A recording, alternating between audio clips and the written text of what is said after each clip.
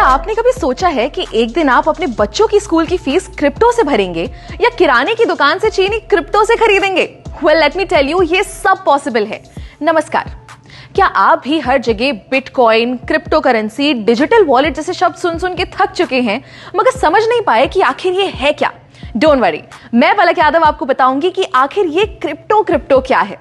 जी के digital show में हम बात करेंगे आज डिजिटल मनी की। पर सबसे पहले जानते हैं कि ये पूरी क्रिप्टो की दुनिया आखिर आई कैसे। सबसे पहले था बार्टर सिस्टम, जैसे गेहूं के बदले जूते, आम के बदले सेब या नमक के बदले चाय। मगर क्योंकि ये सिस्टम में बहुत सी दिक्कत थी, जैसे कोई आम के बदले सेब ना ले तो फिर मुद्राओं का इस्तेमाल शुरू हुआ। सोने के, चांदी के, तांबे के और भी तरीके के सिक्के इस्तेमाल होने लगे। पार्टीशन से पहले भारत में दमड़ी, टका, पाई, आना, दमन्नी, चवन्नी, अठन्नी और रुपए के सिक्के चलते थे। मगर सिक्कों के भारी वजन की वजह से उनको लेकर इधर उधर जाना बहुत मुश्किल होता था, इसलिए पेपर करेंसी यानी नोट आना शुरू हुए। अब नोटों का इतिहास तो हम जानते ही हैं। 10,000 के बड़े बड़े नोट से शुरू होकर जो वॉलेट में भी ना आए, नोट छोटे से छोटे होते गए और अब तो ज्यादातर लोग बिना पेपर करेंसी के ही चलते हैं। आज से 5-6 साल पहले किसी ने सोचा भी नहीं होगा कि सिर्फ एक क्यूआर कोड को स्कैन करके किसी को पैसे भेजे जा सकते हैं। मगर आज पेटीएम, गूगल पे, फोन पे हर दुकान नुक्कड़ पर मिल जाएगा। ऐसे ही मैं आपसे कहूं कि डिजिटल करेंसी की दुनिया दूर नहीं है तो शायद आप भी विश्वास नहीं करेंगे, मगर 2009 से ही ये पूरी दुनिया शुरू हो चुकी है। शुरुआत में लोगों को इसके बारे में उतना पता नहीं था, मगर पिछले कुछ सालों में ये बहुत पॉपुलर हो गया है और आगे ये सिर्फ बढ़ेगा ही। मगर ये डिजिटल करेंसी या क्रिप्टो करेंसी होती क्या है? डिजिटल करेंसी एक वर्चुअल करेंसी है, यानी जिसे आप इन नोटों की तरह अपनी जेब में नहीं रख सकते। ये हमारे ऑनलाइन वॉलेट में रखी जाती है, यानी बिना किसी झंझट के आप इसे कहीं से भी एक्सेस कर सकते हैं। अच्छा, इसी का दूसरा नाम कह सकते हैं क्रिप्टो करेंसी। Crypto currency. अब करेंसी का मतलब तो हम समझते हैं पैसा, मगर ये क्रिप्टो किस भला का नाम है?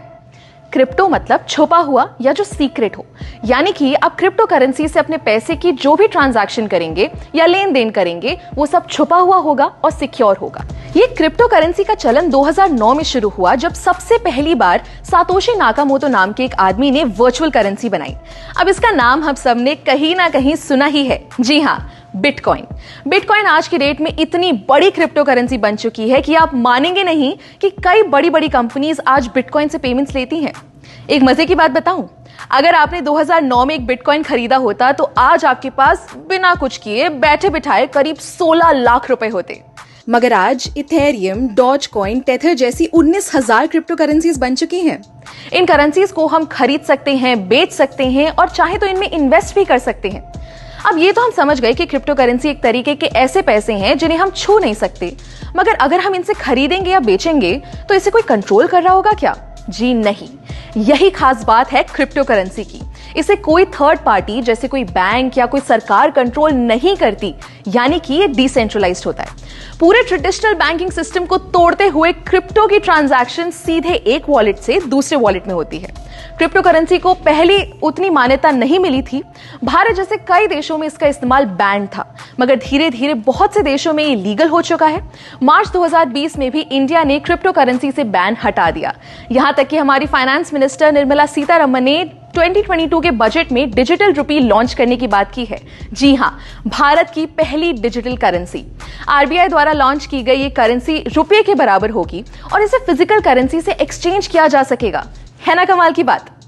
दोस्तों, क्रिप्टो की ये दुनिया जितनी बड़ी है उतनी ही इंटरेस्टिंग भी है, तो इनके बारे में हम जितना जाने उतना कम रहेगा।